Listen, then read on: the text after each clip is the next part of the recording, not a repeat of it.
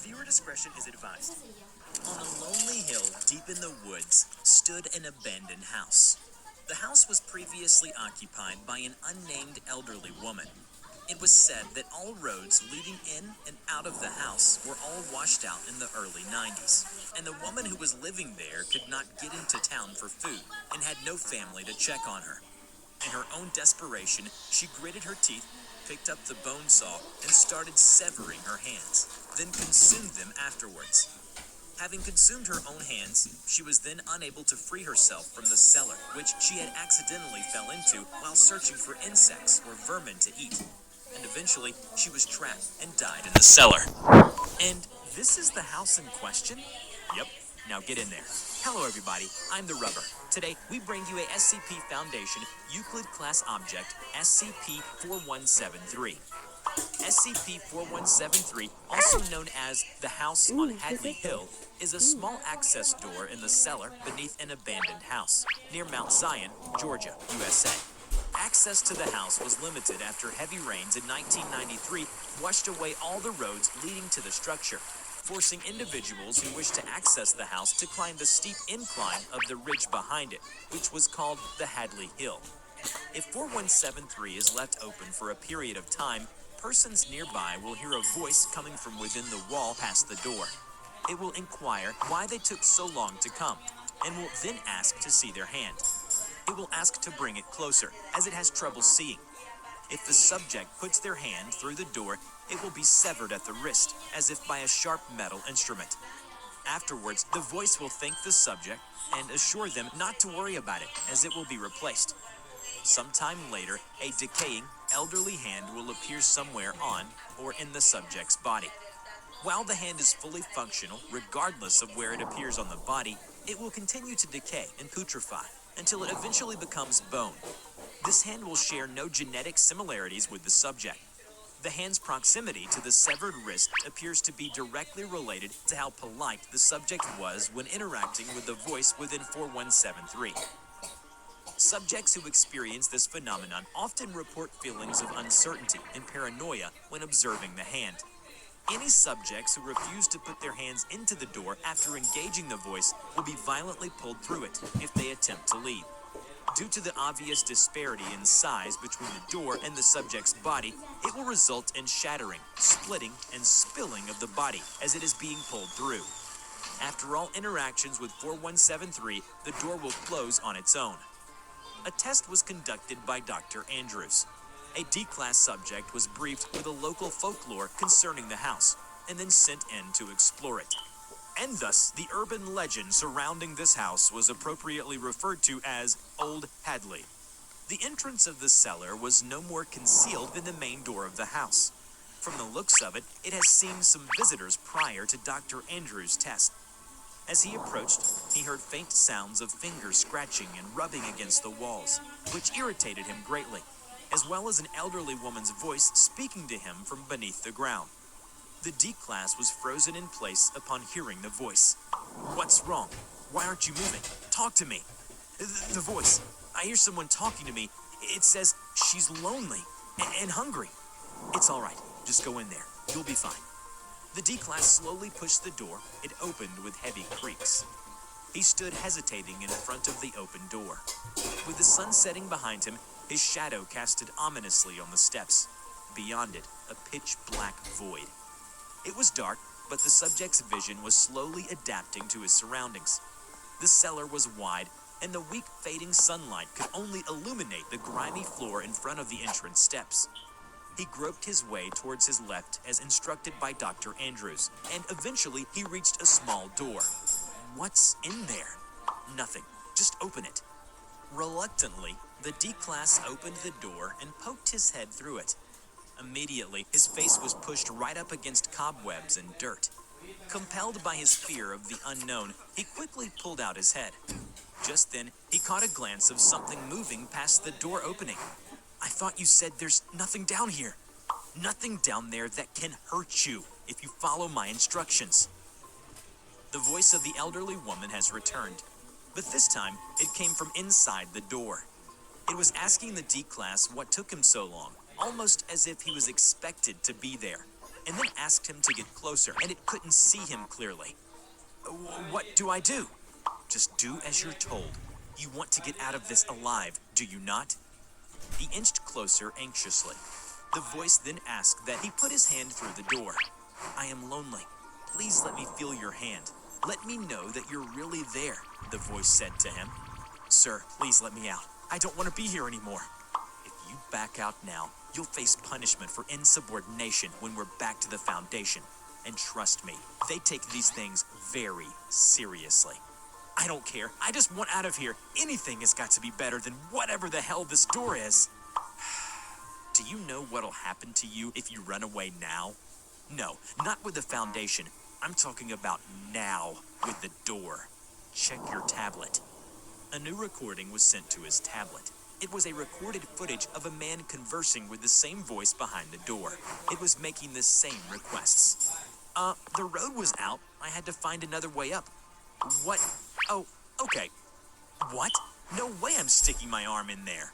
I am out of here. Just as the man turned around, he was suddenly pulled towards the door and was forced through the tight opening. He struggled to get out, but to no avail. His back was jackknifed, and bones were shattered and exposed as he was being pulled through. Blood splattered all around the door and the ground. When the D-Class looked back at the door in horror, he could make out faint smudges of blood stain that perhaps the Foundation crew failed to clean properly before sending him here. The very same room where the man had died brutally. Jesus! That man! This room! No way. Yes way, sir. Feel like backing out now, champ? Can't you do something with this now, please? Well, I'm telling you to do what you're told, or be another statistic. Damn it, damn it! All right.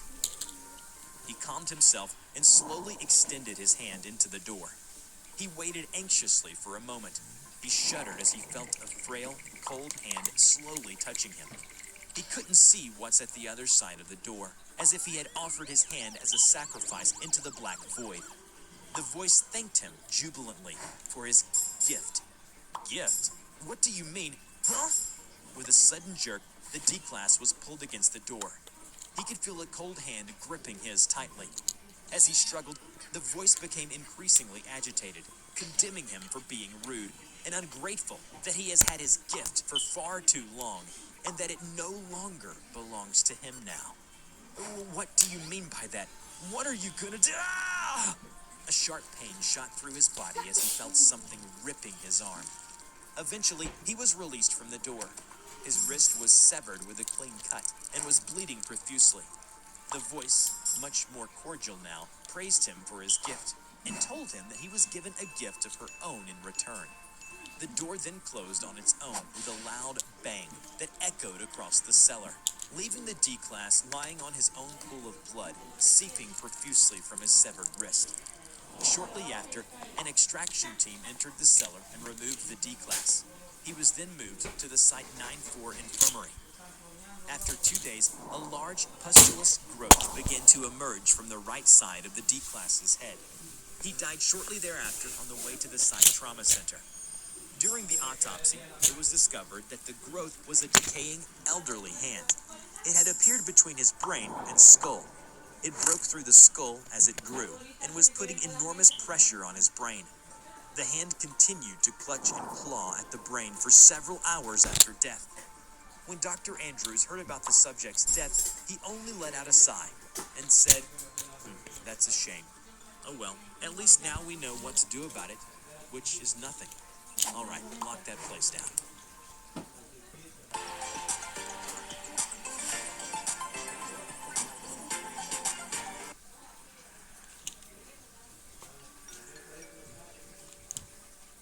"352 will first remove and eat the limbs of her prey to prevent it from wandering away, and then take several days to fully devour the rest of it.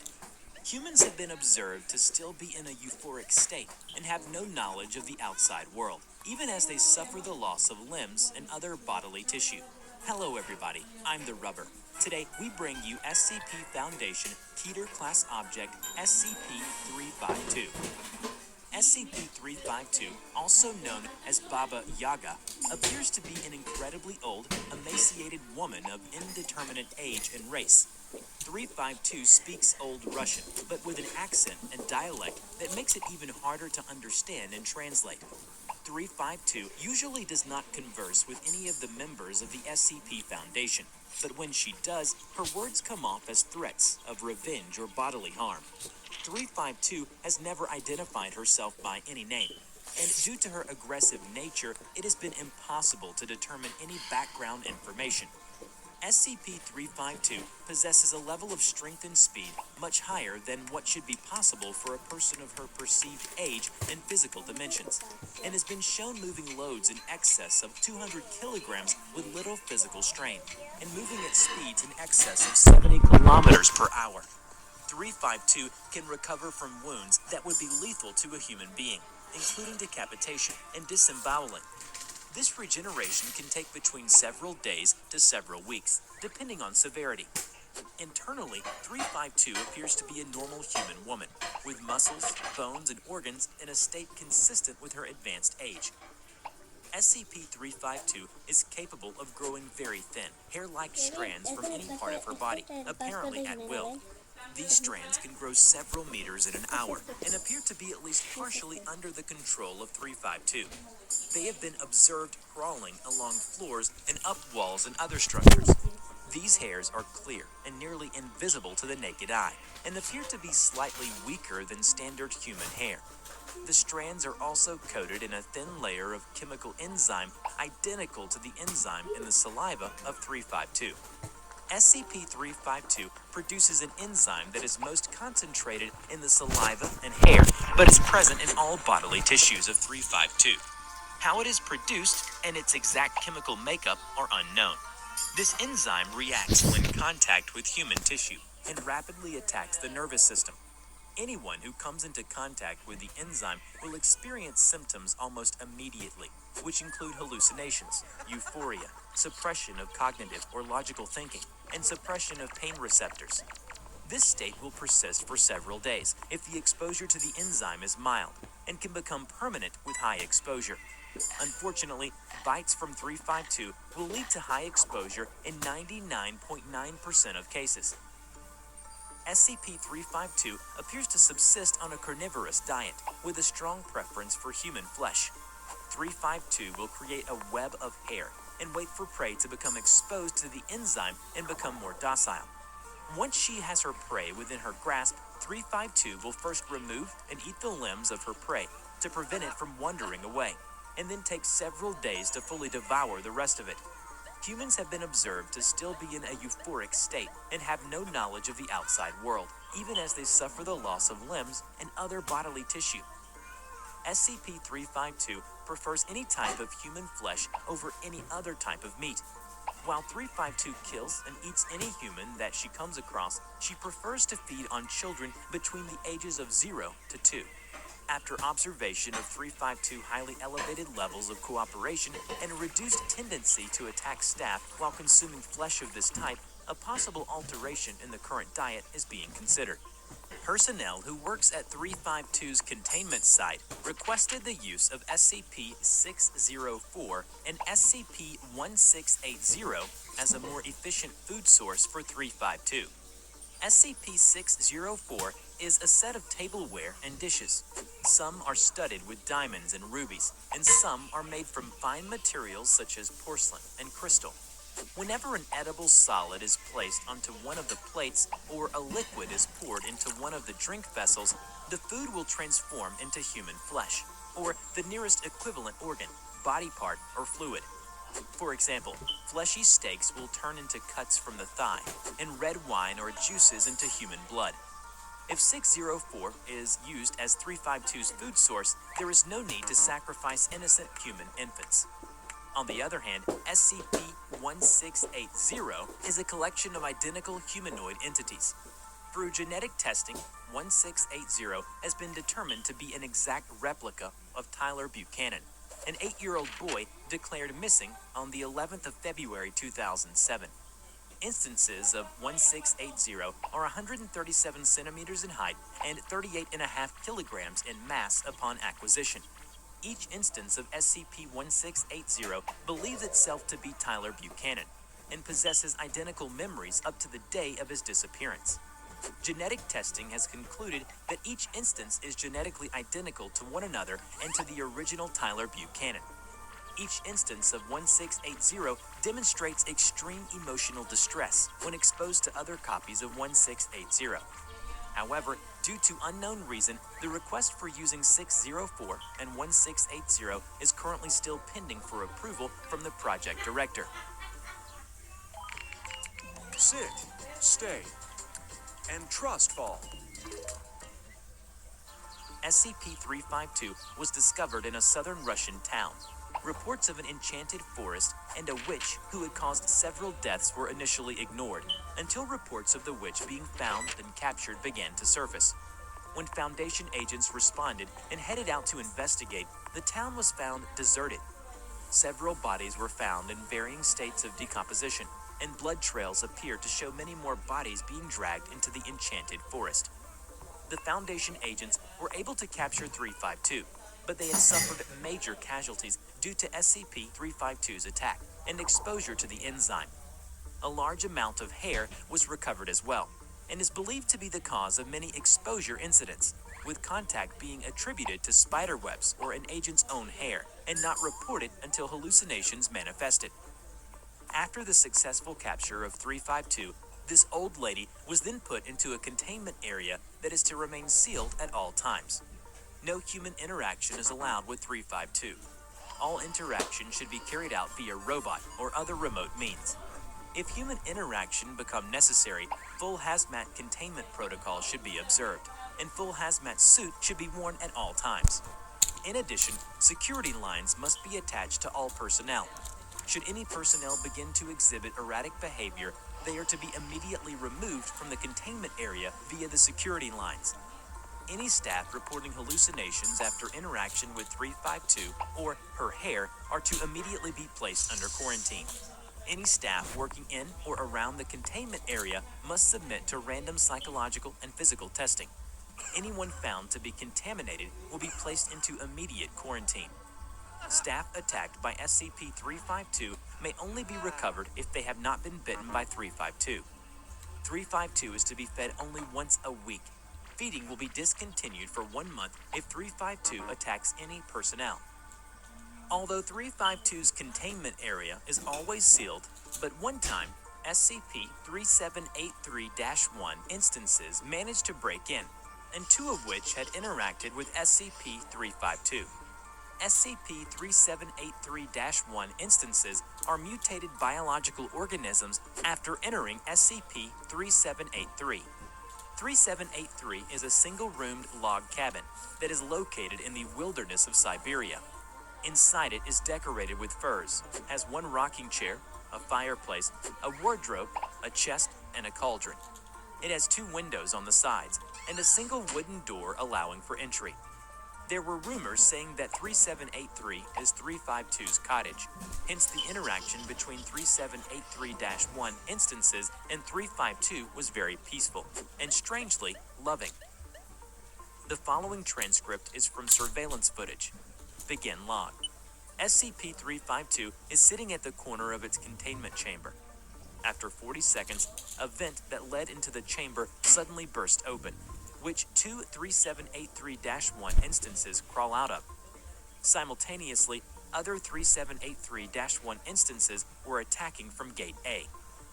One instance resembled a gastropod with 2 arm-like appendages.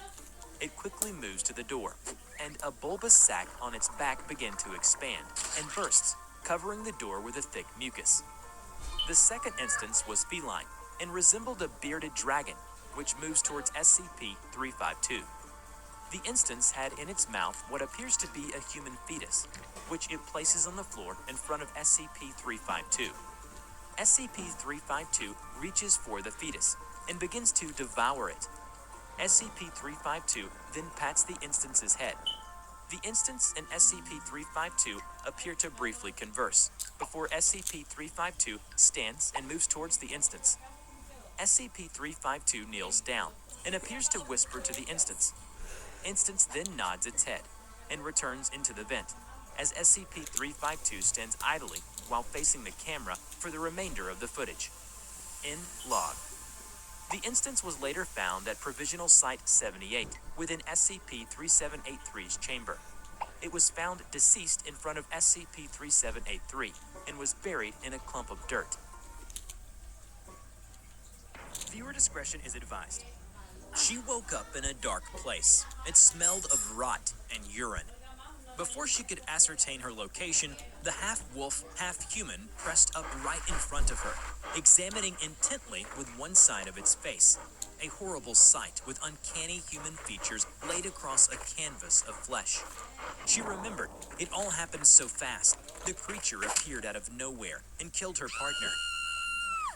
His neck was destroyed in a single bite, his torso torn apart. But somehow, she was spared. But not for long, as it grabbed her face, dug its claws into her flesh, and peeled off the skin. Hello everybody, I'm the Rubber. Today, we bring you a SCP Foundation Euclid Class Object, SCP-3165.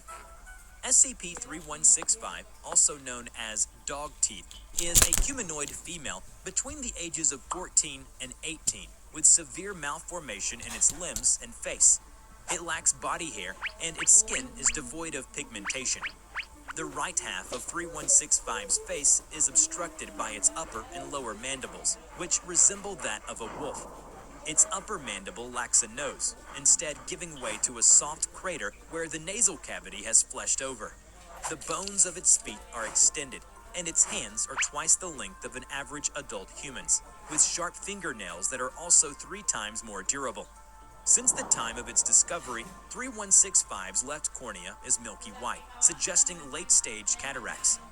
3165 is incapable of producing human vocalizations. Therefore, it communicates through fractured sign language and certain beast-like guttural vocalizations. 3165 was discovered by a group of amateur paranormal investigator group in an undisclosed location in Ukraine. Local authorities were contacted but unable to contain it, prompting the Foundation to send out a recovery team. The team arrived at the ruins. A faint smell of rotting bodies and feces permeated the air. It gets more pungent as they navigated deeper into the heart of the complex. Throughout the exploration, they came across various items littered on the ground: torn clothes, dried bones, unrecognizable biological masses, and broken recording devices which can't be salvaged. The team arrived at a dead end. There, they found several objects, most notably a locket, which contained an image of a young blonde woman, which was later identified as a missing person along with her partner after a visit to Ukraine. Both individuals were then presumed to have been killed by 3165. They have also found a face that has been separated and peeled away from the head. Rough cuts were observed around the eye sockets and mouth, suggesting the use of the skin as a mask. Soon enough, they started to hear a growl. 3165 was stalking them from the shadows and had them cornered where it wanted them to be. Suddenly, 3165 pounced on the leader. Its claw ripped through his throat with ease. He was killed instantly. Panicked, the rest of the team immediately turned on their flashlights. 3165 was blinded for a moment and then pounced on its next target immediately. In the face of the onslaught, one of them fled the scene, leaving her alone. Her knees lost all strength. She fell to the ground as 3165 moved in closer to her. It examined her closely.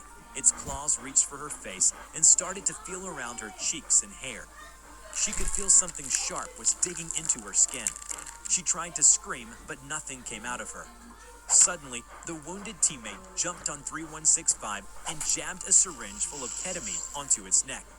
Despite being heavily injured, he wouldn't let go as 3165 flailed around and clawed at him in an awkward position.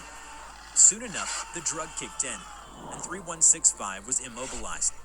His valiant effort paid off, but unfortunately, he died soon after due to severe blood loss. A backup team arrived, and 3165 was transported into containment before the drug wore off. According to the assessment of a child psychologist, 3165 possesses the mental capacity and behaviors of a human child of roughly 6 to 7 years old and is able to understand at least 200 words of the English language. 3165 appears to prefer direct communications with females. Interactions with male personnel were met with hostility, as shown in one incident when researcher Dr. Donald attempted to interview it. Before entering the containment cell, he stopped his security details to wait outside. But sir, the subject is highly volatile. It injured and killed some of my men. The researcher merely let out a hearty laugh and waved in dismissal. That was because you lot went in with guns. We need to do this with love. The security head tried to interject, but the researcher turned towards the door before he could. Watch and learn, gentlemen. Watch and learn. The security head sighed and ordered his team to set up beside the door and be ready to rush in when things go south. Dr. Donald strode in and closed the door with a loud bang, startling 3165 from its slumber. He greeted it with a smile and then briskly sat in front of it. But his friendly gesture was not reciprocated. Instead, 3165 let out an intense growl and pounced on him. It clawed at his torso, breaking his ribcage, and bit off huge chunks of flesh in his right arm. Donald screamed as he clawed away from it, but 3165 wouldn't let him go. The security head called his team into action with immediate efficiency. Oh, for Christ's sake. All right, get in there. The team went in and shot 3165 with tranquilizer rounds. It let out a yelp and momentarily went limp on top of Dr. Donald. They gently pushed 3165 away from him, and Dr. Donald was carried out of the cell. By then, he had lost all consciousness. His right arm was tore to the bone, dangling from his shoulder. It looked just as lively as Donald's expression, with his dead eyes staring blankly through his broken glasses and white foam forming around his gaping mouth. And so, Dr. Warrens, a female researcher, was assigned to the task. She entered the cell with an accompanying guard, and 3165 turned from its drawing to face Dr. Warrens. She smiled and approached 3165 with caution. It growled at her lightly and nodded its head at her feet, indicating her to sit down. She sat. When Dr. Warrens asked how 3165 was feeling, it made the sign for pretty, then girl, and then pointed towards her. Dr. Warrens thanked 3165, and it squealed in glee. It then signed hair and want towards Dr. Warrens. It stroked the side of its head as if playing with its hair. Before Dr. Warrens could assure her guard, 3165 suddenly jumped and scuttled up to her. Despite being shocked, Dr. Warrens stopped the guard from drawing his gun.